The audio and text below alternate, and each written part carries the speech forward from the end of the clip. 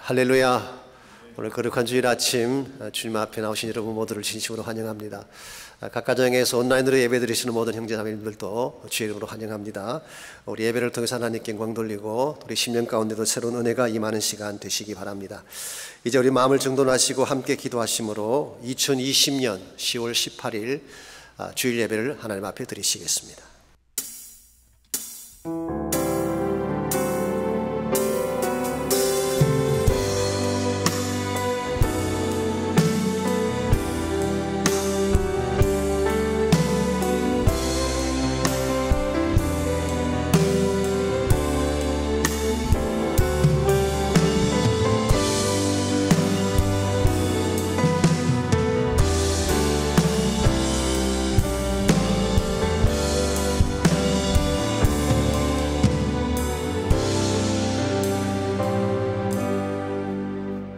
시온에 계시는 여호와는 위대하시고 모든 민족보다 높으시도다.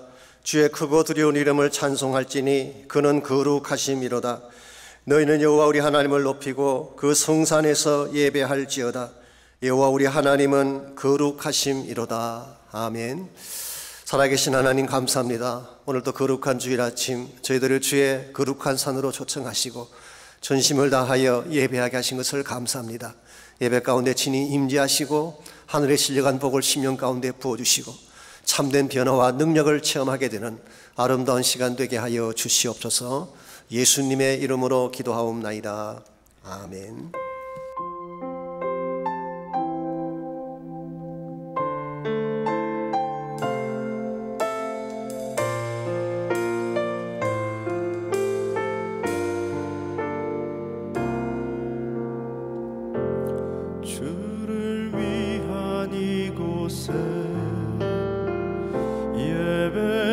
예배하는 자들 중에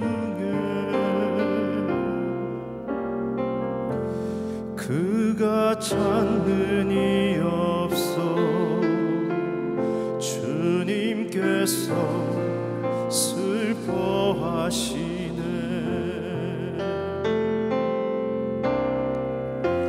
주님이 찾으시는 그 한 사람 그 예배자 내가 그 사람 되길 간절히 주께 예배하네.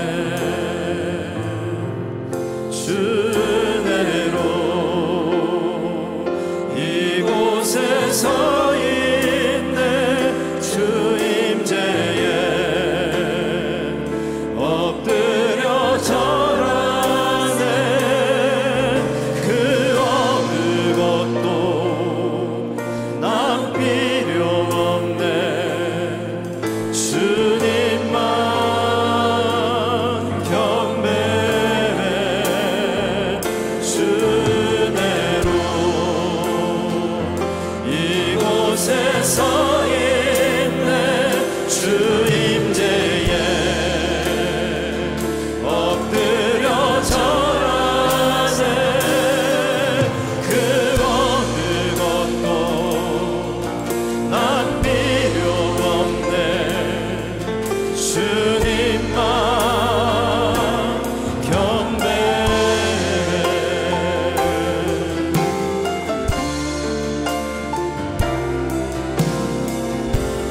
주님이 찾으시는 그 한 사람 그 예배자 내가 그 사람 되길 간절히 주께 예배하네. 주 은혜로 이곳에 서 있네. 주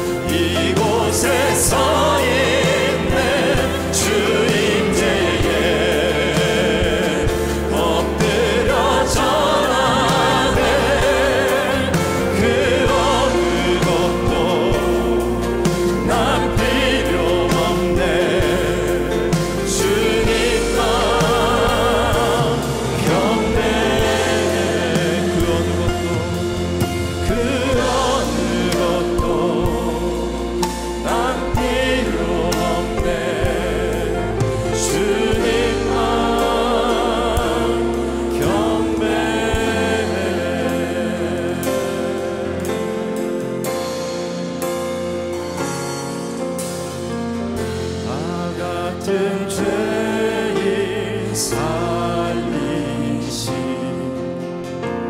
주의 놀라워 잃었던 생명 찾았고 광명을 얻었네. 나 같은 죄인 살리신 주의 놀라워 잃었던 생명 찾았고 광명을 얻었네. 주 찬양 주 찬양 내 마음 다해 주 찬양 주 찬양 내 생명 다해 큰 죄악에서 건지신 주의 고마워 나 처음 믿은 그 시간 귀하고 귀하다. 주 찬양 주 찬양 주 찬양 내 마음 다해 주 찬양 주 찬양 내 생명 다해 주 찬양 주 찬양 주 찬양 내 마음 다해 주 찬양 주 찬양 내 생명 다해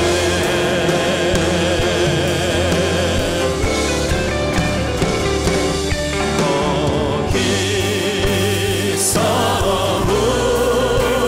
우리 영원히 주님의 은혜로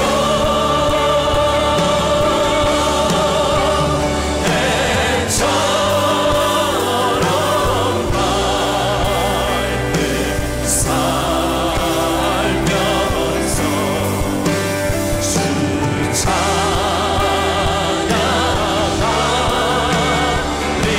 찬양하리라. 해처럼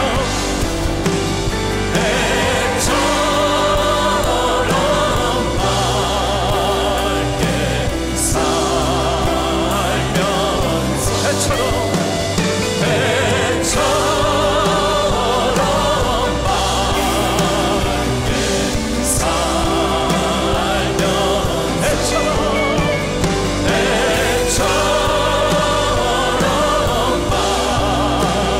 밝게 다시 한번 더 해처럼 밝게 살면서 주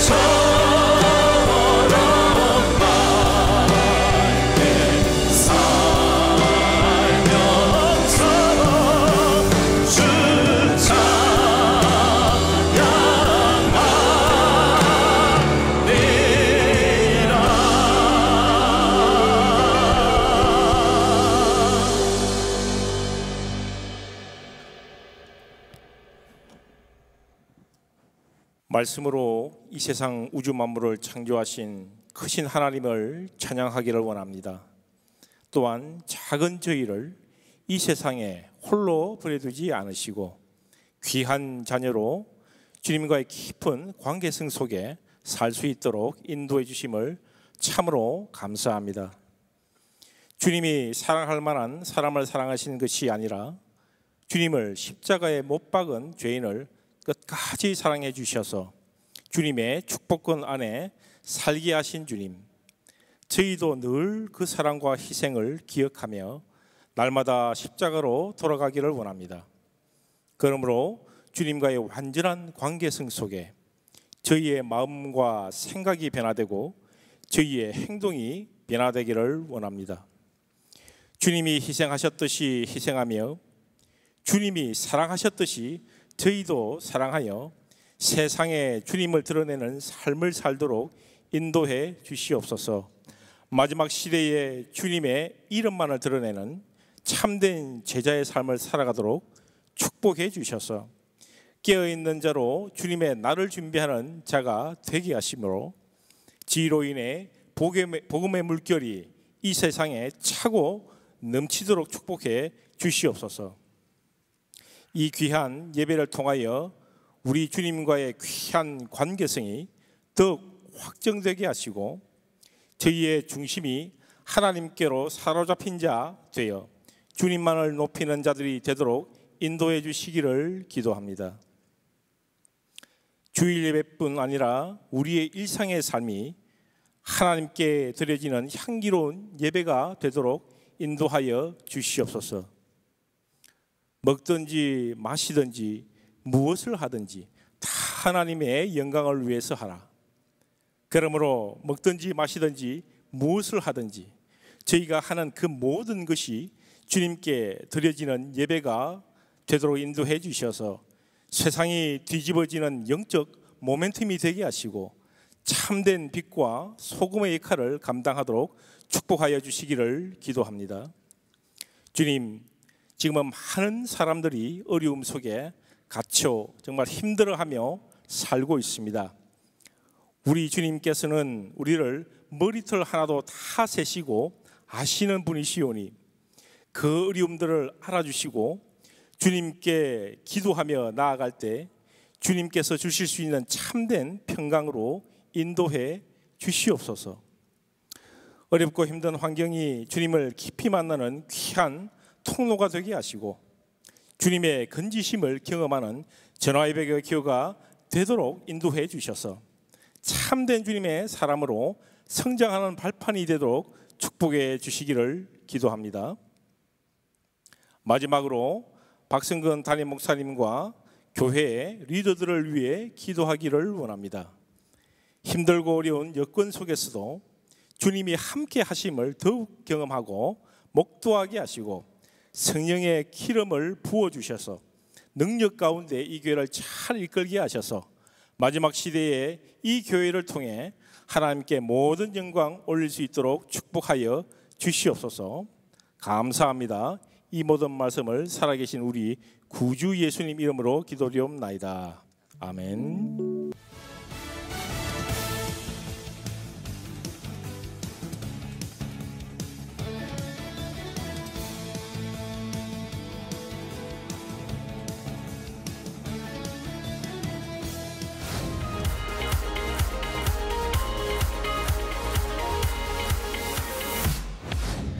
주일 광야 예배가 은혜 가운데 잘 진행되고 있습니다. 야외에서의 모임도 어느 정도 풀렸습니다. 그러므로 온라인 예배만 계속 드렸기 때문에 영적으로 다운되거나 답답하신 분들은 주일 광야 예배에 함께 하시기 바랍니다. 철저한 방역과 마스크 착용이 키입니다. 모두가 마스크 착용만 해도 감염을 거의 다 막을 수 있다고 합니다.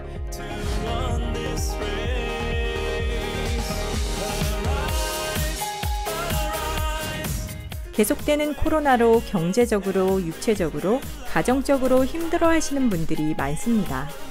교회적으로 중보기도팀들이 기도해 주시고 약물이별로 함께 중보기도해 주시기 바랍니다.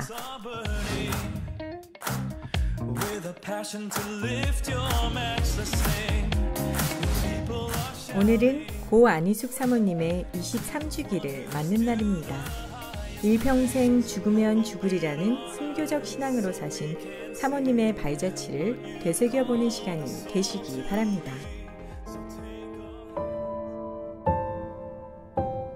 안희숙 사모님은 일제강점기에 태어나셔서 일찍이 복음을 받으시고 믿음의 절개를 지키셨습니다.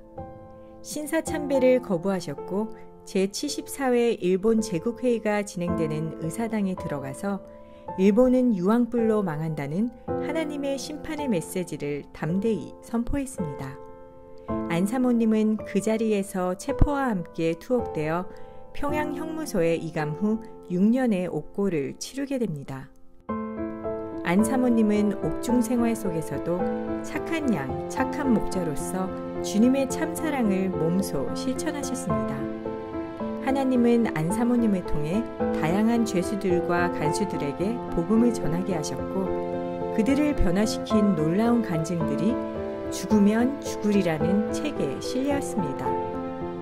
1945년 사형 집행을 몇 시간 앞둔 안 사모님은 8.15 광복과 함께 8월 17일 극적으로 추록하게 됩니다. 안 사모님은 미국에 건너와 고 김동명 목사님과 결혼하셨고 1957년 미국 남침례교 국내 선교부에서 고 김동명 목사님과 함께 국내 선교사로 파송되셔서 베렌도 스트리트 베프티스트 처치를 개척하셨습니다. 이것이 오늘의 남가주 새누리 교회입니다. 안 사모님은 1997년 10월 18일 89세의 일기로 하나님의 부르심을 받고 그토록 소원하시던 하나님의 품에 안기셨습니다. 믿음의 산 증인이신 안 사모님은 본 교회의 자랑이요 한국 교회의 자랑입니다. 또한 안 사모님의 죽으면 죽으리라는 신앙적 결단과 일사각오의 순교적 신앙은 우리 모두가 간직해야 할 소중한 영적 유산입니다. 이것은 본교회의 최대 관심사인 KFC를 지향하는 모든 BSBC 성도들이 계승해야 할 기본적인 자세이며 결단과 고백이 되어야 합니다. 이러한 영적 유산을 마음에 새기고 세계 열방을 향해 힘차게 전진해가는 모든 BSBC 성도님들이 되시기를 소망합니다. 주님 안에서 행복한 한 주 보내시길 바랍니다. 오늘 귀한 주일 예배 함께 하신 여러분 모두를 다시 한번 주님의 이름으로 환영합니다. 각 가정에서 또 여러 처소에서 온라인으로 예배하시는 모든 분들도 진심으로 환영합니다. 우리가 함께 모여 예배드리지 못한 지가 벌써 7개월이 지나가고 있습니다. 답답하기도 하고 영적으로 좀 다운되기도 하고 심지어는 좀 디프레션을 느끼는 그런 분도 계신다고 합니다. 힘들지만 조금만 더 참으시기를 바랍니다. 혹시라도 가능하신 분들은 주일 광야 예배로 나오시면 하나님 앞에 좀 더 마음껏 예배 드릴 수가 있습니다. 광고에서 보신 것처럼 키는 마스크입니다. 마스크만 철저히 하면 사실 거의 전염될 가능성이 없다고 하니까 우리 거리두기도 철저하게 하고 방역도 철저하게 하기 때문에 사실은 안전합니다. 그래서 가능하신 분들은 꼭 교회 나오셔서 함께 예배 드리시고 또 야외 모임도 이제 주지사가 허락을 했잖아요. 어느 정도까지. 그래서 지난주 일도 사실 제가 어느 교구의 야외 모임에 갔더니 너무너무 아름답고 좋더라고요. 야외에서 모여서 같이 교제도 하고 나누기도 하고 그래서 혹시 교구나 양무리별로도 가능하시면 좀 그런 것들을 하셔서 차츰차츰 이제 다시 원래 위치로 돌아왔으면 좋겠습니다. 오늘이 안희숙 사모님 23주기를 맞이하는 날입니다. 항상 참 감사하게 생각하는 것은 저희들이 물려받은 신앙 유산이 너무 귀하고 아름다워서 죽으면 죽으리라 이 신앙만큼 소중한 게 어디 있겠어요. 이걸 몸소 실천하신 귀한 사모님이시기 때문에 저희 교회가 잘 이 정신을 이어받아서 세계 선교를 감당하고 주의 사명을 감당할 수 있으면 좋겠습니다. 우리 그 외 나머지 광고들 잘 참조하셔서 함께 해주시면 좋겠습니다. 이 시간 드릴 헌금을 위해서 함께 기도합니다. 하나님 감사합니다. 거룩한 주일 주 앞에 예배할 수 있는 것 감사드리고 사랑하는 주의 백성들이 전심을 다해 주님을 찬양하며 자기의 마음과 심령을 드리게 하신 것 감사합니다. 우리의 마음과 함께 귀한 예물 주께 올려드리오니 이 물질의 주의 영광에 쓰임받도록 축복해 주시고 우리 모두가 어려운 시기를 통과하고 있지만 하나님 때문에 승리하고 주의 도우심 때문에 참된 복을 누리게 되는 모든 주의 가정들 되게 하여 주옵소서. 감사하오며 예수님의 이름으로 기도하옵나이다. 아멘.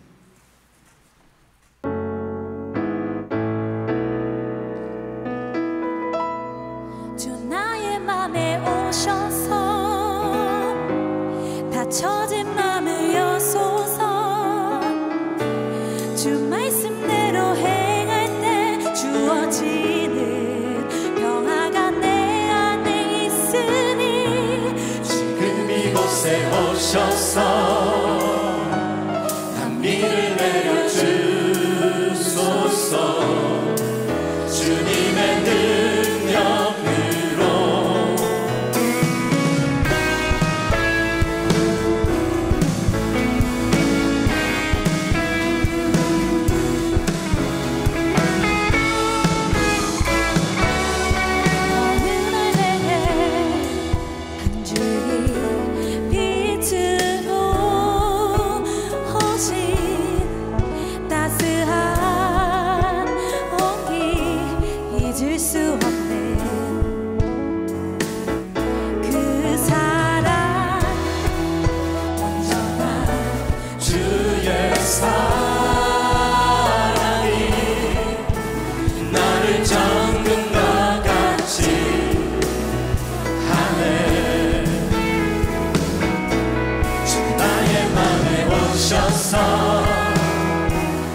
젖은 마음을 여소서. 주 말씀대로 행할 때 주어지는 평화가 내 안에 있으니 지금 이곳에 오셔서 단비를 내려 주소서. 주님의 능력으로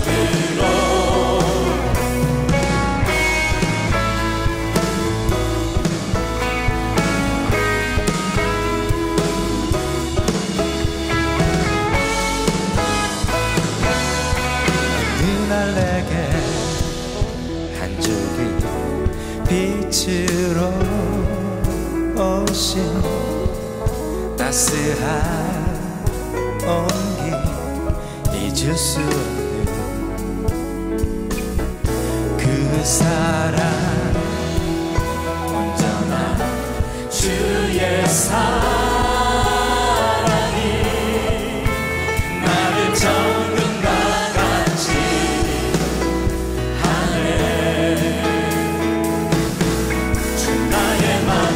오셔서 젖은 마음을 여소서. 주 말씀대로 행할 때 주어지는 평화가 내 안에 있으니 지금 이곳에 오셔서 단비를 내려 주소서. 주님의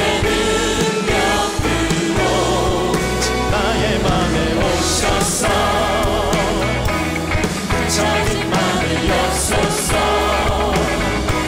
주 말씀대로 행할 때 주어지는 평화가 내 안에 있으니 지금 이곳에 오셔서 단비를 내려 주소서. 주님의 이곳에 나의 맘에 오셔서 젖은 마음을 여소서. 주 말씀대로 행할 때 주어지는 평화가 내 안에 있으니 지금 이곳에 오셔서 단비를 내려 주소서. 주님의 능력으로 주님의 능력으로 주님의 능력으로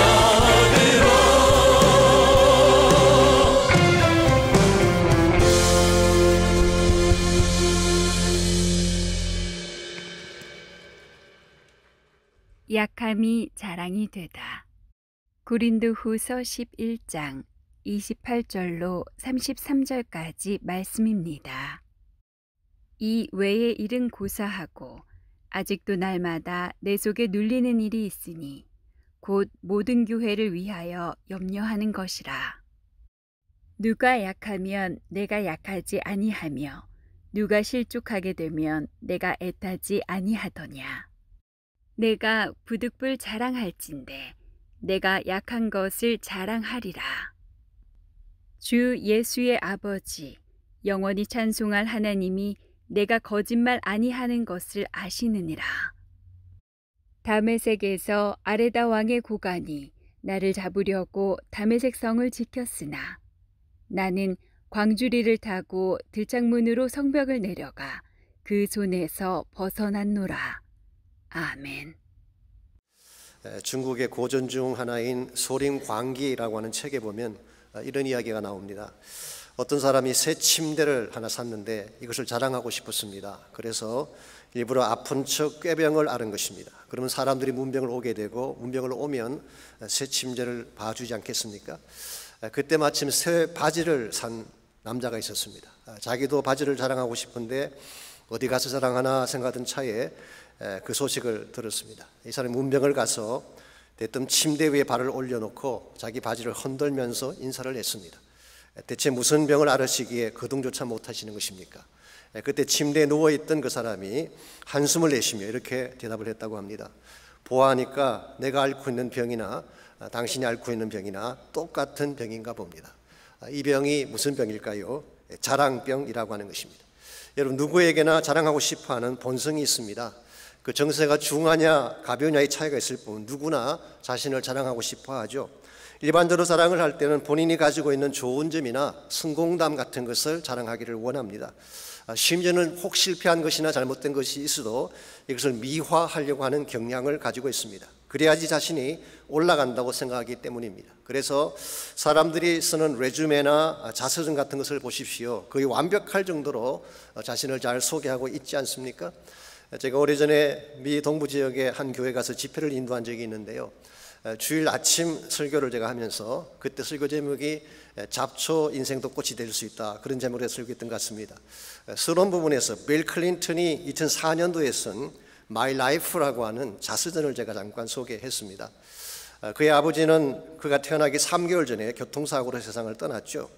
그의 어머니가 몇 번씩 남편을 바꾸는 바람에 의붓 아버지와 배다른 형제와 함께 성장을 했습니다. 어린 시절 빌 클린턴의 머리에 남아있는 추억이라고 하는 것은 밤마다 어머니와 의붓 아버지가 소리를 지르며 싸우는 소리를 들으면서 방구석에 웅크리고 있는 자신의 모습밖에 없었다고 합니다. 심지어 16세 되던 해에는 부모의 이혼 법정에서 의붓 아버지의 구타 사실을 증언하기까지 했다고 합니다.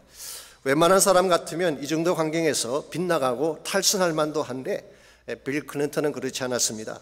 오히려 열심히 공부를 했고 로즈 장학생으로 영국 옥스퍼드 대학에서 유학을 하고 예일대 법대를 졸업하고 알칸사스 주지사를 역임하고 미국의 대통령까지 역임하지 않았습니까? Pretty good life story.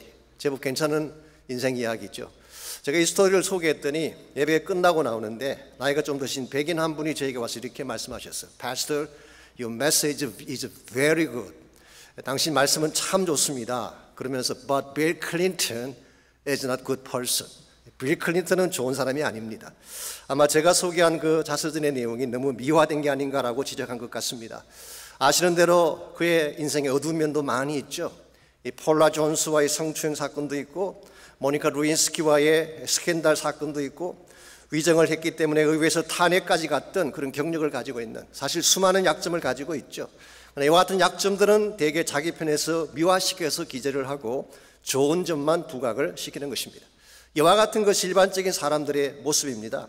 자신을 드러내고 그래서 자신이 크레딧을 받아야지 자신의 삶이 좋아진다고 착각하기 때문에 자신을 나타내기 위해서 장점과 좋은 점만 이야기하는 것입니다. 자, 그렇다면 우리 크리스천들도 그렇게 살아야 될까요?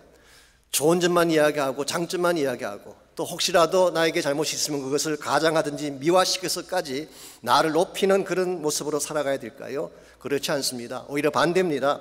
정말 우리가 신실한 크리스천이라면 우리 약함도 자랑할 수 있어야 돼요.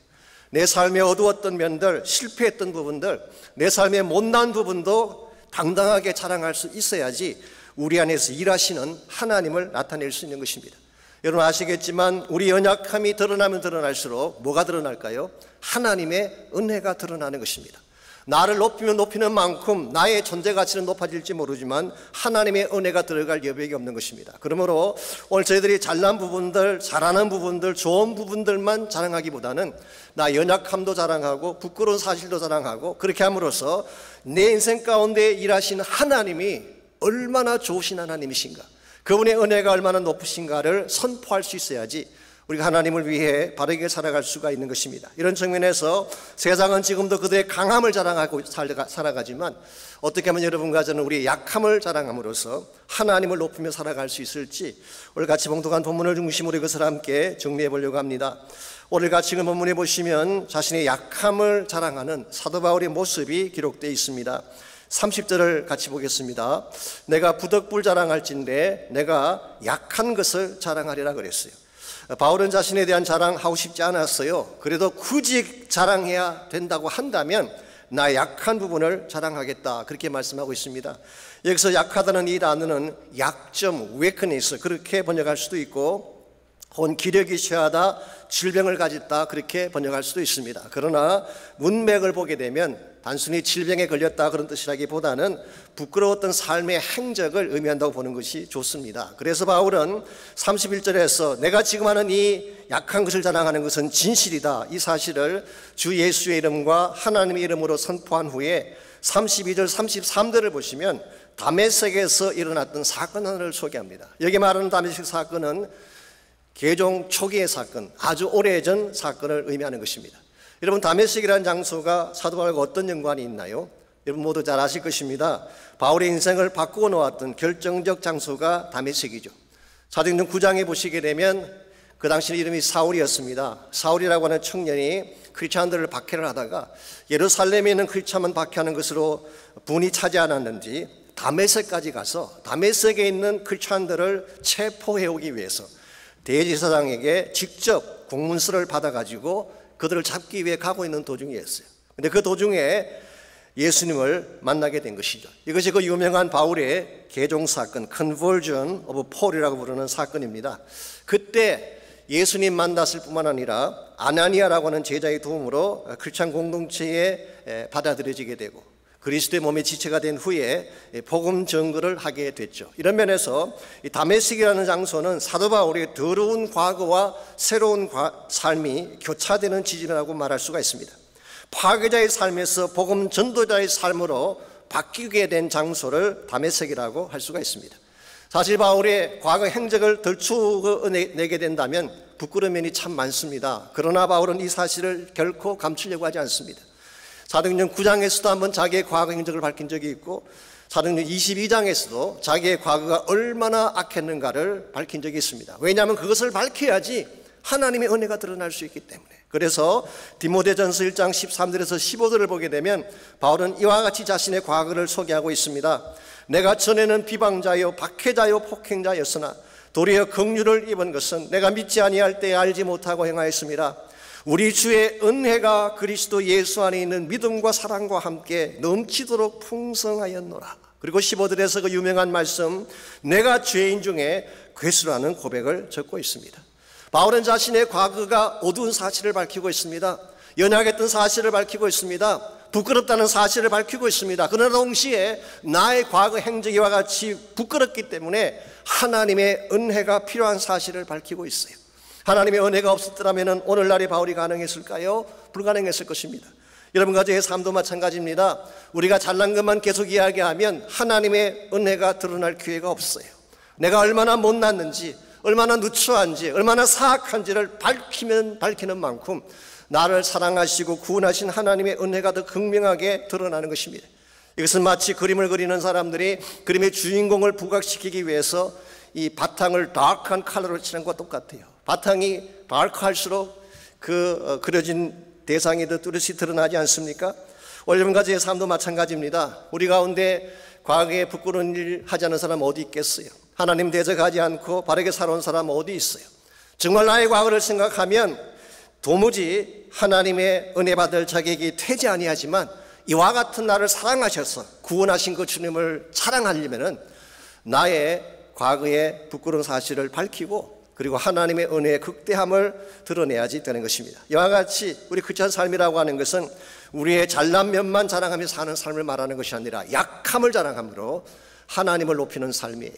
오늘 여러분의 삶 가운데에 하나님을 높이는 삶이 있나요? 하나님을 자랑하는 삶이 있습니까? 정말 하나님을 자랑하기를 원한다면 나의 약함을 먼저 인식을 해야 되고 약함 가운데 나타나신 하나님을 경험해야 되는 것입니다. 이런 면에서 우리 크리스찬 삶이 연약함을 통해서 하나님을 자랑하려면 과연 무엇이 필요할까? 오늘 본문을 보시게 되면 이 바울의 다메섹 행적을 통해서 연약함을 통해 하나님을 자랑하는 몇 가지 비결을 정리해 볼 수가 있습니다. 제일 첫 번째로 약함을 통하여 주님을 자랑하기를 원하신다면 광야 체험이 필요합니다. 광야 체험이 없으면 나의 연약함을 자랑할 기회가 없습니다.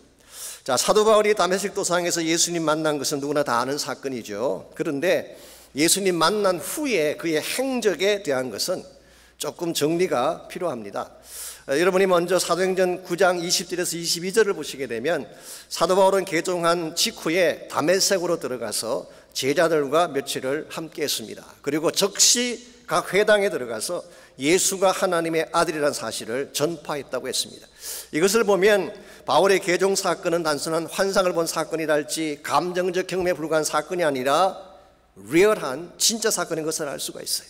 즉 목숨을 걸 정도로 확실한 사건이 바울의 개종 사건이었습니다. 그런데 바울은 이 다메섹에 오랫동안 머물지를 않고 다음 장소로 옮겨가게 됩니다. 옮겨간 장소가 어디일까요? 오늘 본문에는 나와 있지 않지만 바울의 자서전적 기록이라고 할 수 있는 갈라디아서 1장 17절 이하를 보면 이렇게 소개가 되어 있습니다. 또 나보다 먼저 사도된 자들을 만나려고 예루살렘으로 가지 아니하고 아라비아로 갔다가 다시 다메섹으로 돌아갔노라. 그리고 18절에 보면은 그 후 3년 만에 내가 게바를 만나기 위해 예루살렘으로 올라갔다고 기록하고 있습니다. 자, 그렇다면 바울이 예수님 만난 직후부터 예루살렘에 올라갈 때까지 약 3년간의 기간이 있습니다. 이 3년간의 기간 동안에 어디에서 무엇을 했는가라는 질문이 나오는 것입니다. 우리 갈라디아서 1장 17절 말씀에 하면은 아라비아로 갔다가 거의 3년을 거기서 보낸 후에 다시 다메섹을 잠깐 방문하고 예루살렘에 올라간 것입니다. 이 아라비아에서 보낸 3년, 이것이 어떤 시간을 말하는 것이며 이 아라비아가 어디를 말하는 것일까요? 이게 말하는 아라비아는 우리가 흔히 알고 있는 사우디아라비아나 아니면 아랍의 로렌스에 나오는 넓은 아랍 지경을 의미한다기보다는 사실 이것은 그 당시 그 나바티안 왕조라고 하는 그 왕조가 다스리던 지역을 말하는 것입니다. 제가 지도를 보니까 시나이 반도부터 시작해서 요르단 지역을 가로질러서 맨 북쪽이 다메섹까지 이르는 그 넓은 지역을 나바티안 왕조가 다스렸어요. 유대 역사가 조세푸스에 하면은 이 나바티안이라는 이름이 이스마엘의 아들인 느마요스에서 왔다고 합니다. 그러므로 이 나바티안들은 베두인 출신의 아랍인들이라고 할 수가 있습니다. 사도 바울 당시 이 나바티안 킹덤의 수도가 어디였을까요? 페트라라고 하는 유명한 곳입니다. 여러분 성기순례 가시면 꼭 들리는 곳인데요. 이 페트라는 헬라말로 바위라고 하는 뜻이죠. 그 도시 가보시게 되면 전체 도시가 바위로 만들어져 있어요. 전체 도시가 바위를 뚫고 깎아서 집을 만들고 한 것입니다. 그래서 유네스코가 세계 문화유산으로 선정을 했고 흔히 세계 7대 불가사의 하나로 꼽히는 곳이 이곳이에요. 인디아나 존스라고 하는 영화를 촬영한 곳이기도 하죠. 그런데 흥미로운 사실이 하나 있습니다. 이 헬라말로 페트라라고 하는 이 말을 히브리 말로는 셀라라고 합니다. 셀라. 그래서 셀라가 히브리 말로 셀라가 그리그로 바꿨을 때 페트라가 되는 것입니다. 이사야 42장 11절에 보게 되면 이 셀라라는 명칭이 등장합니다. 즉 메시아가 다시 오시게 되면 땅끝 사람들이 하나님께로 돌아와서 찬양할 사실을 예고하면서 이렇게 기록을 하고 있습니다. 광야와 거기에 있는 성읍들과 게달 사람이 사는 마을들은 소리를 높이라. 셀라의 주민들은 노래하며 산 꼭대기에서 즐거이 부르리라는 말씀이 나와요. 여기 셀라의 주민들이 바로 오늘 본문에 나오는 나바티안 왕국의 주민들을 말하는 것입니다. 장차 예수님께서 오시게 되면 그들도 예수를 만나게 되고 그들 속에 복음이 들어가서 그들도 하나님의 나라가 되어서 함께 찬양할 사실을 미리 예언했는데 놀랍게도 바울이 바로 이곳에 들어가서 3년을 보낸 것입니다. 그래서 어떤 선교학자는요, 최초의 아랍 선교사가 누구냐? 그는 바울이라고 분명하게 말했습니다. 바로 이와 같은 곳이 아라비아인데요. 바울은 여기에 들어가서 3년 동안 무엇을 했을까요? 성경이 기록하고 있지 않기 때문에 정확하게 말할 수는 없지만 충분히 계산할 수가 있습니다. 왜냐하면 이 지역이 모세가 하나님 만났던 시내산이 있는 곳이에요. 그리고 40주야를 함께 보냈던 시내산 꼭대기가 있는 곳, 십계명을 받았던 그 장소와 이곳에 포함되어 있습니다. 뿐만 아니라 반석에서 물이 나오게 했던 페트라가 바로 이 지역이에요. 거기다가 이스라엘 민족이 약 40년 동안 걸어갔던 광야가 있는 곳이 바로 나바티안 왕조가 있는 바로 그 지역을 말하는 것입니다. 그러므로 여기서 3년을 보냈다면 무엇을 했을까요? 충분히 짐작할 수가 있죠. Maybe 모세가 올라갔던 시내산을 사울도, 이 바울이죠, 지금은 바울도 올라갔을 가능성이 있습니다. 그리고 maybe 그 시내산 꼭대기에서 40주야를 머물면서 하나님과 교제했을 가능성이 있습니다. 혹은 이스라엘 백성이 걸어갔던 광야길을 같이 걸어가면서 그들이 겪었던 광야 여정을 되새겼을 수도 있고요. 혹은 홀로 광야 가운데 앉아서 자신을 돌아보며 회개하고 자복하며 하나님의 새로운 은혜를 받았을 가능성이 많습니다. 정리해보면 두 가지입니다. 첫째는 비움의 시간을 가졌다는 것입니다. 자신의 과거를 비워내고 자기의 교만한 마음들을 비워내고 사악하고 더러웠던 모든 것들을 비워내는 시간, 이게 광야 3년의 시간이었어요. 두 번째로 한 일은 체험의 시간을 가진 것입니다. 이와 같이 나의 마음을 다 비워낸 후에 하나님의 계시의 말씀을 받습니다. 성령의 임재와 능력을 받습니다. 그리고 하나님의 비밀과 구속사의 비밀을 가슴에 받아서 하나님이 어떻게 우리 인간을 구원하실 것인가를 구약부터 신약까지 총정리하게 하셨어요. 결과적으로 이것이 바로 바울의 복음이 된 것이죠. 이런 면에서 바울의 광야 체험은 헛된 체험이 아니에요. 그냥 지나가는 체험이 아니라 장차 그거 해야 될 위대한 복음의 삶을 준비하는 시간이었다, 그렇게 말할 수가 있습니다. 어려운 가지의 삶에도 물론 편안한 것이 좋긴 하지만 광야 체험도 있어야 됩니다. 그래야지 내 자신을 돌아보게 되고 내가 정말 받아야 될 바른 은혜를 받을 수가 있기 때문에. 사실 요즘 많은 분들이 실제로 광야를 체험하고 있지 않습니까?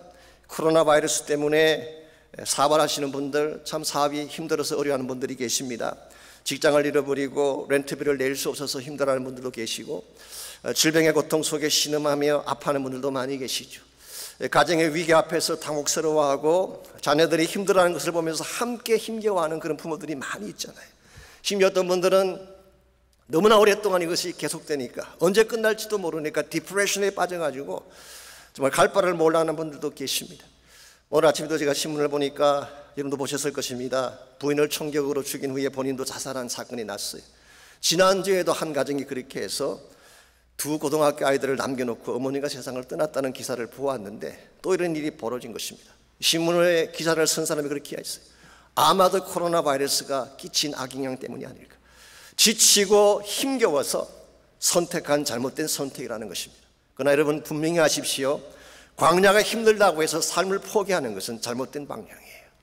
하나님이 나에게 광야를 주실 때는 이 광야에서 주저앉고 패망하러 주신 것이 아니라 광야를 지나서 약속의 땅으로 가라고 주신 거예요. 그러므로 광야는 의미가 없는 지역이 아닙니다. 고통만 절망만 안겨주는 허무한 지역이 아니라 오늘 본문에 바울이 경험했던 것처럼 하나님의 음성을 듣고 성령의 채우심을 받고 진짜 내가 해야 될 사역을 준비하는 장소가 바로 광야 체험인 것입니다.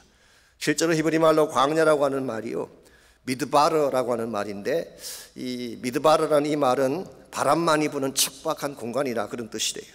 근데 한 가지 또 재미있는 해석이 있습니다. 이 미드바르의 어원이 말하다고 하는 말인 다바르와 같다고 합니다. 자, 그렇다면 광야는 어떤 곳일까요? 광야는 바람만 부는 곳입니다. 아무도 찾아오지 않는 척박한 곳이에요. 그럼에도 불구하고 그게 들려오는 하나님의 음성이 있는 곳, 이게 광야예요. 여러분 평소에는 잘 듣지 못하던 음성, 광야에서 들을 수가 있어요. 안락하고 세상에 주저 살다 보면 하나님 말씀하셔도 듣지 못하는데 광야에 들어갔을 때 아무도 찾아오지 않는, 아무 희망도 보이지 않는 척박한 광야 한가운데 들어갔을 때 여러분 비로소 하나님의 음성을 듣게 되고 하나님 만나게 되고 새로운 사역을 준비하게 되는 것입니다. 여러분이 잘 아시는 철로 역정의 저자인 존 버년이라는 분이 영국 국교에 허락 없이 설교했다는 한 가지 이유 때문에 12년 동안 감옥 생활을 했습니다. 말도 안 되는 것이죠. 억울하고 부당한 그런 일을 당한 것입니다. 더구나 그의 부인은 질병으로 세상을 떠나고 그의 딸 메리는 시각장애자가 되었습니다. 그야말로 광야 한가운데 처한 케이스라고 할 수가 있습니다. 그래도 불구하고는 그 절망의 감옥 속에서 매일 하나님을 만나고 기도하고 그렇게 기도하는 중에 하늘이 열리는 것을 보게 됩니다. 그리고 그 하늘의 영광을 바라보며 적어 내려간 책이 우리가 알고 있는 불후의 명작 철로 역정이 된 것입니다. 역사상 성경 다음으로 많이 팔린 책이라고 하지 않습니까? 이런 면에서 광야는 허무의 시간도 아니고 의미 없는 고통의 세월이 아니라 하나님 만나고 진짜를 준비하는 시간이에요. 그러므로 여러분 가운데 혹시 광야 가운데 자문이 계신다면 광야가 여러분의 마지막 도착지가 아니에요. 과정입니다. 그 사실을 기억하고 광야 속에서도 하나님 음성을 듣고 광야 속에서도 주의 능력 붙잡아서 광야가 장차 여러분이 하나님을 간증할 수 있는 좋은 간증의 기회가 되시기를 바랍니다. 두 번째로 약함을 통하여 주님을 자랑하려면 도움의 손길을 경험해야 됩니다. 도움의 손길을 경험해야지 우리 연약함을 인정하고 주님을 자랑할 수가 있는 것입니다. 여러분, 세상에 독불장군은 없습니다. 혼자 힘만으로 성공하고 혼자 힘만으로 살아가는 사람은 없어요. 본인이 잘 몰라서 그렇지 누군가가 다 도왔기 때문에 오늘 나의 모습이 있게 된 것입니다. 특별히 사람의 손길도 중요하지만 우리를 도우신 하나님의 손길, 이거 굉장히 중요한 것입니다. 이것을 인정하고 인식을 해야지 하나님의 은혜를 자랑할 수가 있는 것입니다.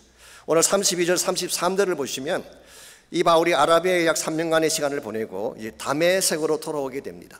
그때 일어난 사건을 우리 32절과 33절이 기록을 하고 있습니다. 그래서 우리가 흔히 아라비아의 3년이라고 하면 아라비아의 3년 플러스 다메섹까지인데요, 더 정확하게 말하면 다메섹 자체도 아라비아에 속하기 때문에 전체를 3년이라고 틀린 말은 아닙니다. 자, 32절 33절 다메섹에서 아레다 왕의 고관이 나를 잡으려고 다메섹 성을 지켰으나 나는 광주리를 타고 들 창문으로 성벽을 내려가 그 손에서 벗어났노라 그랬어요. 여기 아레다 왕이라는 왕이 나오는데 이것은 사실 아레타스 4세를 말하는 것입니다. 원래 아레타스 왕의 가문은요, 유다의 그 헤스모니안 왕조라고 있죠. 유다 독립왕국 헤스모니안 왕조가 친분이 가까웠고 그 결과 유대인과 교분을 잘 나누었던 그런 왕조라고 합니다. 그래서인지 모르지만 오늘 본문에 보게 되면 유대인들이 아레다 왕을 강권을 해서 바울을 죽이는 계획을 준비하게 합니다. 그래서 바울을 체포해서 죽이기 위해서 밤낮으로 성문을 지킨 것입니다. 그때에 광주리를 타고 들 창문으로 성벽을 내려갔다고 말하고 있어요. 시말로 표현하면 광주리 타고 야밤 도주했다 그런 뜻이에요. 이건 그렇게 당당한 모습은 아닐지 모릅니다. 좀 부끄럽게 여길 수 있는 모습이기도 하죠. 윌리엄 바클레이 같은 분은 실제로 이 본문을 해석하면서 This is an act of humiliation, 이것은 아주 모욕적인 행동이다 그렇게 표현하기도 했습니다만은 저는 그렇게 생각하지는 않습니다. 그만큼 상황이 급박했다는 뜻이에요. 자, 광주리를 타고 도망칠 정도면 얼마나 상황이 급박했겠어요. 여기서 우리가 한 가지 꼭 알아야 될 사실이 있습니다. 광주리를 타고 내려가려면 무엇이 필요할까요? 줄이 필요합니다. 근데 줄만 있으면 될까요? 누군가가 줄을 잡아주지 아니하면 광주리를 탈 수가 없어. 오늘 본문에 등장하고 있지 않고 성경이 어느 곳에도 나오고 있지는 않지만 그날 밤 바울을 건져내기 위해서 목숨을 걸고 줄을 잡았던 누군가가 있어요. 그것 때문에 위기를 이기고 바울이 건진받게 된 것입니다. 사실 이 사도 바울이 핍박자에서 복음 증거자로 바뀌었다고 말씀을 드렸지만요, 이 핍박자가 교회 안으로 들어와서 복음 증거자로 바뀌게 되기까지 많은 사람들의 도움의 손길이 있었어요. 제가 예를 몇 가지만 들어드리자면 아나니아라는 사람이 있습니다. 이 아나니아는 원래 다메섹에 살고 있던 제자였어요. 예수 믿는 크리스찬이었습니다. 그런데 어느 날 주님이 나타나셔서 너가 지금 직가라고 하는 도시로 가서 사울이라는 사람을 만나라 그렇게 말씀하셨어요. 그 당시 사울은 다메섹에 있는 크리스찬을 잡아 죽이려고 하는 원수였습니다. 그리고 사울에 대한 악명이 얼마나 높았겠어요. 사람들을 죽이고 처참하게 만들던 그런 원수입니다. 그런데 거기 가서 사울을 억셉트하고 데려오라는 것입니다. 처음에는 조금 릴락턴트하게 반응을 했지만 주님이 말씀하시기 때문에 아나니아가 직가로 가서 사울을 만나는데요, 성경을 보십시오. 만나자마자 첫 마디가 뭔지, 형제 사울이야 그렇게 불렀어요. 지금까지 원수같이 크리스찬을 핍박했던 자를 향해서, 어쩌면 아나니아의 친척 가운데도 사울 때문에 죽은 자가 있을지도 모르는데 이와 같은 사악한 대적을 향해서 브라더, 형제라고 부른 것은 굉장한 배려가 아닐 수가 없습니다. 그리고 사울에게 들어가서 안수함으로 성령 받게 하고 눈을 덮고 있던 빈내를 벗겨주게 되고 그리고 침례를 베풀었어요. 이 침례를 베풀었다는 말의 뜻이 무엇인지 아십니까? 다메섹 신앙 공동체의 일원으로 받아주었다는 뜻이에요. 굉장히 중요한 행위를 한 것입니다. 그러므로 아나니아의 역할이었었더라면 그가 개종했더라도 그는 아마도 사람들 손에 죽었을 가능성이 많지, 부어받지 못했을 텐데 그를 신앙 공동체로 들어오게 했던 도움자가 아나니아였어요. 뿐만 아니라 개종 직후에 사울이 예루살렘에 올라갔습니다. 그때 예루살렘에 있는 크리스찬들이 어떤 반응을 보였을까요? 다들 기피했어요. 아니, 이 사람 어떻게 믿을 수 있냐? 이거 얼마 전까지 우리를 공격하던 그런 사악한 자 아니냐? 아무도 사울을 맞아주려고 하지 아니할 때 누군가가 났습니다. 그가 누구일까요? 바나바라는 사람이에요. 바나바가 이 사울을 데리고 사도들에게 가서 그가 어떻게 주를 만났는지, 그가 제노인한 크리스천이라는 사실을 직접 대변해 주었어요. 이 바나바로 말미암아 이 사울이라는 청년이 예루살렘 교회에도 억셉트를 받은 것입니다. 그런데 오늘 본문에서는 다메섹에 있는 사실 이름도 알려지지 않았던 제자가 목숨을 걸고 바울을 구출해 주었어요. 그러므로 이 바울을 바울되게 하는 과정에는 눈에 보이진 않지만 많은 도움의 손길이 있었어요. 그러나 이 모든 도움의 손길에 궁극적인 배경에 누가 계실까요? 바로 주님이 계신 것입니다. 예수님께서 바울의 배경에 계시면서 바울을 건져내고 바울을 새롭게 만들고 바울로 하여금 사역을 다 감당할 수 있도록 모든 것을 다 준비해서 바울이 바울에게 하신 장본인이 바로 예수 그리스도였어요. 바울은 이 사실을 너무나 잘 알았어요. 그래서 고린도서 15장 10절에서 바울은 다음과 같은 고백을 남기지 않았습니까? 나의 나 된 것은 하나님의 은혜로 된 것이니 By grace of God I am what I am. 나의 나 된 것은 하나님의 은혜로 된 것이니 내게 주신 그의 은혜가 헛되지 아니하여 내가 모든 사도보다 더 많이 수고하였으나 내가 한 것이 아니요 나와 함께 하신 하나님의 은혜라고 고백을 했어요. 예수님이 나의 도움자인 사실을 고백한 것입니다. 하나님의 은혜가 나를 나되게 한 사실을 고백한 것입니다. 이와 같이 하나님이 내가 무슨 문제를 당하든지 나를 도와주시고 나를 건져내 주셔서 나로 하여금 바른 삶을 살게 한다는 이 간정이 여러분에게 뚜렷해야지 하나님을 자랑하고 예수님을 드러낼 수가 있는 것입니다. 언젠가 말씀드린 적이 있습니다만 성경에 기록된 모든 기적은 다 위기로부터 시작됐다고 했잖아요.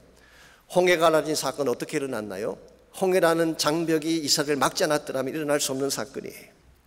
여리고성이 무너지게 된 것 왜 일어났나요? 여리고성이 이스라엘 백성의 진군을 가로막았기 때문에 무너진 것입니다.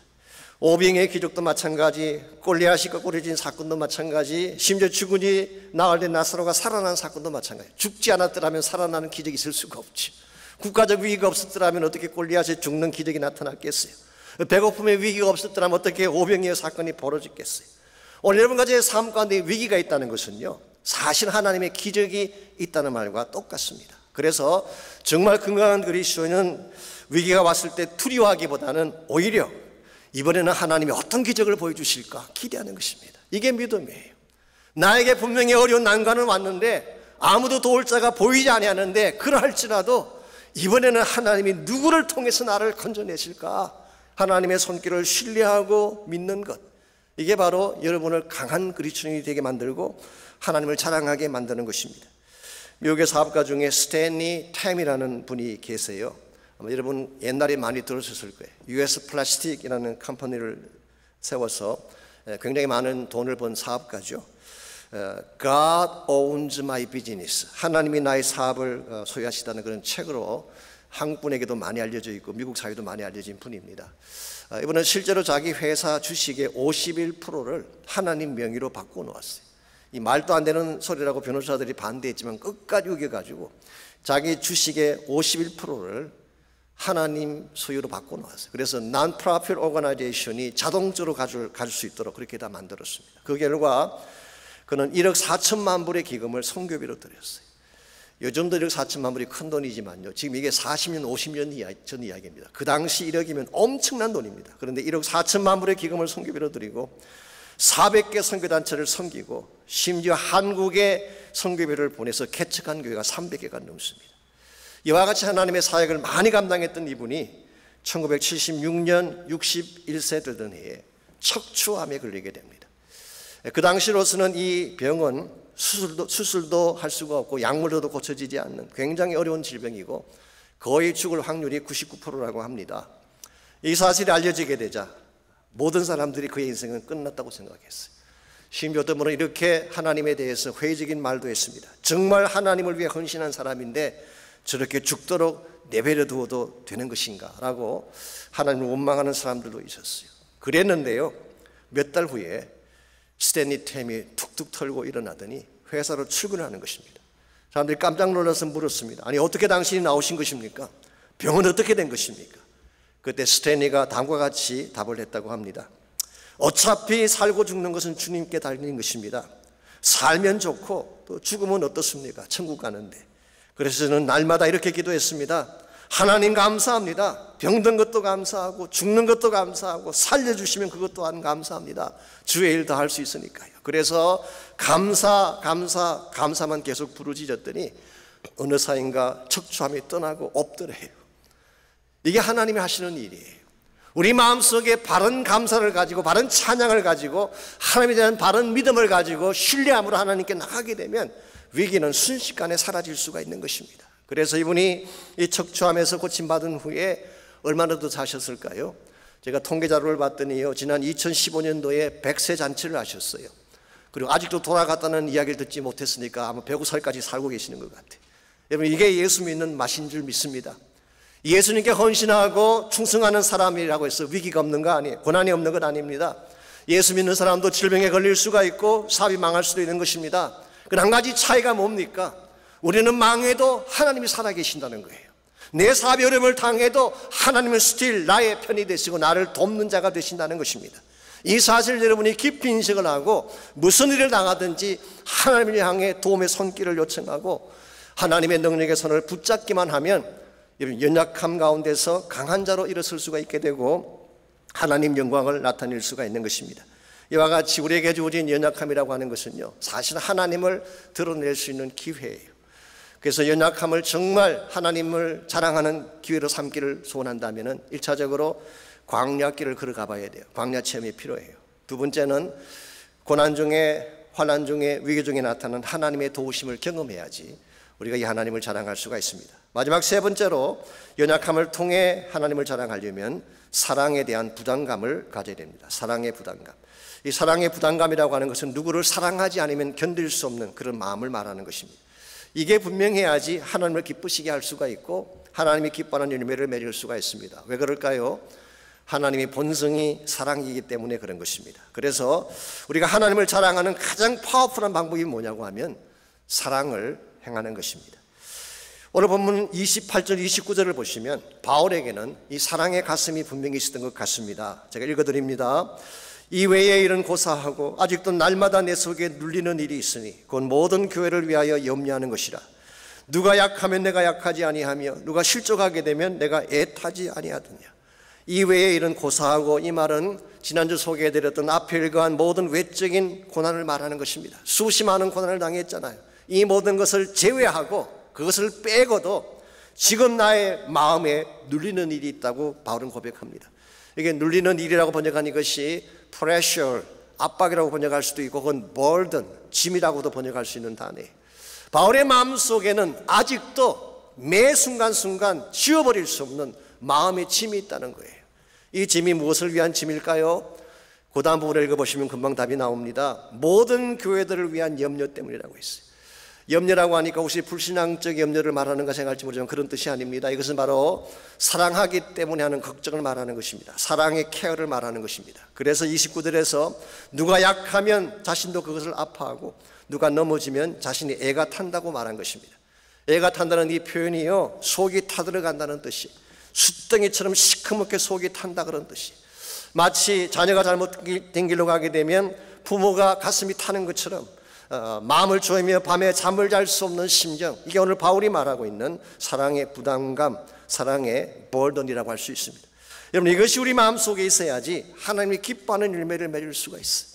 이 사랑에 대한 부담감이 분명해야지 선교도 할 수가 있고 봉사도 할 수가 있고 자신을 희생할 수도 있는 것입니다. 내 마음속에 이 사랑에 대한 체험도 없고 사랑에 대한 부담도 없다면 여러분은 여러분의 주어진 삶을 하나님께 드릴 이유가 전혀 없어요. 여러분, 우리가 인생을 산다고 하는 것은 사실 사랑하며 산다는 뜻입니다. 사랑 때문에 살기도 하고 죽기도 하고 그러지 않습니까? 사랑 때문에 기뻐하고 사랑 때문에 슬퍼하고 사랑 때문에 가슴 아르르 하고 사랑 때문에 울잖아요.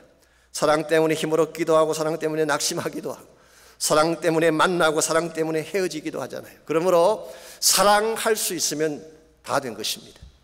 오늘 하나님이 우리에게 요구하시는 것이 바로 이것입니다. 우리가 수많은 일들, 수많은 사역들을 나열할 수 있지만 한마디로 요약하면 사랑하라 그 말이에요. 사랑하면 된다는 것입니다.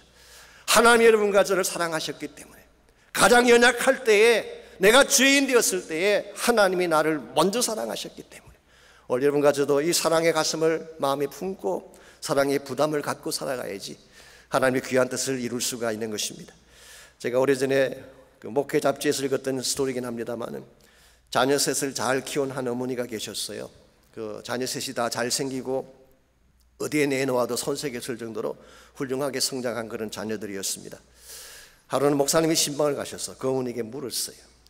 자녀들이 모두 훌륭한데 그래도 그 세 자녀 중에 누구를 가장 사랑하느냐, 그렇게 물었어요. 목사님의 마음에는 당연히 그 자녀 중에 가장 잘생긴 자녀를 말하지 않을까 그렇게 기대를 했는데, 어머니 이렇게 답을 했다고 합니다. 막내가 병들었을 때는 그때는 막내를 가장 사랑했습니다. 둘째가 집을 떠나 방황했을 때 그때는 둘째를 가장 사랑했고, 큰아이가 학교 성적이 떨어지고 이성 문제로 괴로워할 때는 큰아이를 가장 사랑했습니다. 무슨 말인가요? 연약할수록 더 사랑했다는 뜻이에요. 못날수록 더 사랑했다는 뜻이에요. 자기 앞가림을 하지 못하고 힘들어할수록 더 다가가서 안아주는 것이 부모의 사랑인 것처럼 여러분과 저를 향하신 하나님의 사랑도 동일합니다. 여러분, 세상은 잘난 자들, 갖춘 자들을 사랑한다고 말을 하지만 하나님은 그렇지가 않습니다. 못났기 때문에, 연약하기 때문에, 그냥 홀려 버려두게 되면 혼자 살아갈 수 없다는 사실을 아시기 때문에 우리를 향해 다가오시고 우리를 붙잡아 주셔서 우리를 다시 일어서게 만드는 것이 하나님의 사랑이에요. 이게 바로 십자가 사랑의 내용이기도 하죠. 예수님께서는 십자가를 질 이유가 전혀 없는 분이었습니다. 하늘의 영광을 마음껏 누리며 살 수 있는 하나님의 아들이었고 하나님 자신이었어요. 그런데 왜 그분이 십자가를 주셨을까요? 그분이 십자가 지심으로 우리에게 강함을 주시기 위해서, 우리를 강한 자가 되게 하기 위해서 예수님 스스로 약자가 되셨어요. 우리를 부욕케 하기 위해서 저주를 받으셨어요. 우리를 치유하시기 위해서 주님이 채찍 맞으셨어요. 우리에게 참된 영광을 안겨주기 위해 자신은 가시면류관을 쓰셨어요. 무엇보다 우리의 영원한 생명을 건지기 위해 피 한 방울 남기지 않고 그분의 모든 피를 쏟아주신 것. 이게 지금부터 2000년 전 갈보리 언덕에서 예수님께서 여러분과 저를 위해 보여주신 사랑의 내용입니다. 이 사실을 바로 알고 이 하나님의 사랑이 내 마음속에 부담이 되고 침이 되어서 사랑하지 않으면 견딜 수 없는 심정으로 변화될 때 여러분이 선교도 할 수 있게 되고 주의 나라 일을 위해서도 달려갈 수가 있는 것입니다. 이런 면에서 정말 나의 마음 깊은 곳에 십자가 사랑이 있는가를 확인하시고, 연약함 가운데도 불구하고 나를 사랑하신 하나님의 은혜 앞에 감사하는 고백도 드리시고, 내가 아무리 연약해도 아무리 부족해도 하나님 그것 때문에 나를 버리시는 적은 없습니다. 교만함 때문에, 나의 잘남 때문에, 나의 자랑 때문에 넘어질지언정 우리 연약함 때문에 우리를 버리시는 적은 한 번도 없어요. 그러므로 이 아침 우리 연약한 모습 그대로를 주님 앞에 가지고 나가셔서 도와달라고 기도하시기 바랍니다. 나의 연약함을 하나님께 토로하고 주님의 능력과 은혜로 채워달라고 기도하시기를 바랍니다. 우리는 연약하고 미약하고 실패자이지만 하나님 그렇지 않아요. 하나님은 강하신 분입니다. 전능자이십니다. 모든 위기를 기회로 바꿀 수 있는 능력자가 되십니다. 이 시간 여러분이 그 능력자이신 하나님 앞에 우리 마음을 드리며 나의 삶을 드리며 정말 하나님의 은혜가 나의 삶을 주도할 수 있도록 기도하시기를 바랍니다. 나의 연약함을 통하여 주를 자랑하게 하십시오. 나의 잘못된 못난 부분을 통하여 하나님의 능력과 영광을 자랑하며 살게 해주십시오. 내 삶의 가장 소중한 십자가가 드러날 수 있도록 나를 사용해달라고 우리 함께 한 목소리로 기도하겠습니다. 살아계신 아버지 하나님 감사합니다. 우리의 허물과 우리의 죄악에도 불구하고 우리를 사랑하신 하나님의 사랑을 감사합니다. 우리가 잘났기 때문에 구원받은 건 아니고 나에게 많은 장점이 있기 때문에 하나님 자녀가 된 게 아니라 나를 사랑했기 때문에, 나에게 부신 은혜 때문에 오늘 나의 모습이 있다는 사실을 기억하게 하시고, 자랑을 다 내려놓고 나의 연약함을 통하여 하나님을 높일 수 있는 우리 모두가 되게 하여 주옵소서.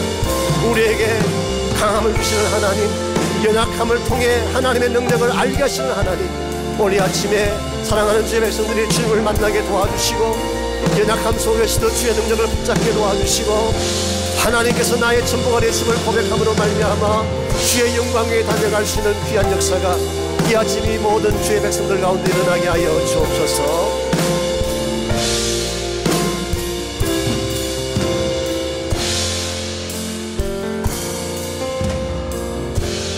약할 때 강함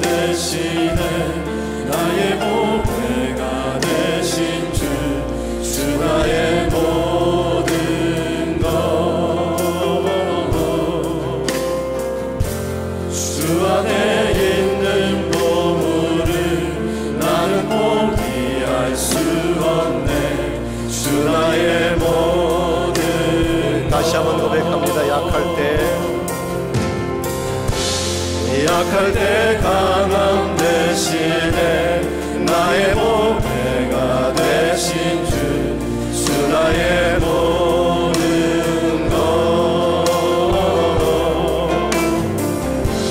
주 안에 있는 보물을 나는 포기할 수 없네 주 나의 모든 것 예수 어린 양 정예한 이름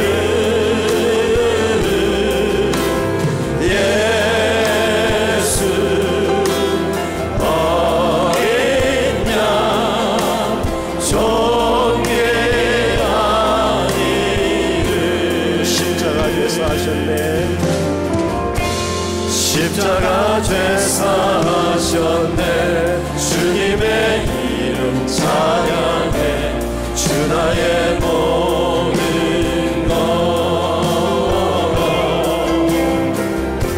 쓰러진 나를 세우고 나의 빈잔을 채우네 주 나의 모든 것 다시 한번 고백합니다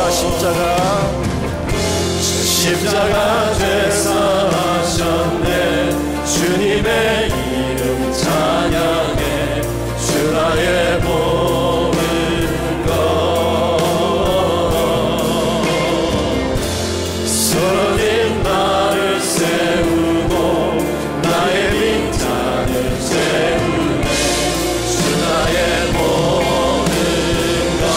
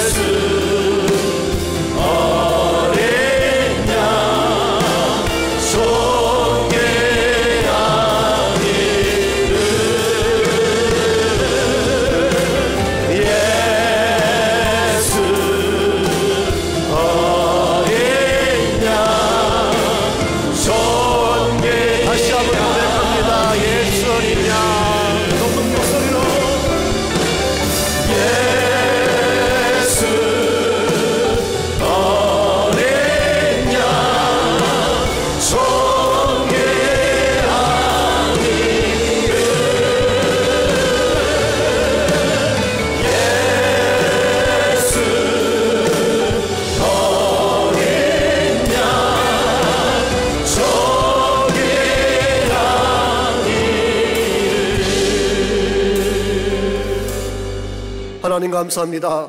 우리의 연약함과 누참에도 불구하시고 우리를 무조건적인 사랑으로 덮어주시고 하나님의 은혜로 구원해 주셔서 오늘 우리의 모습이 있게 하신 것을 감사합니다.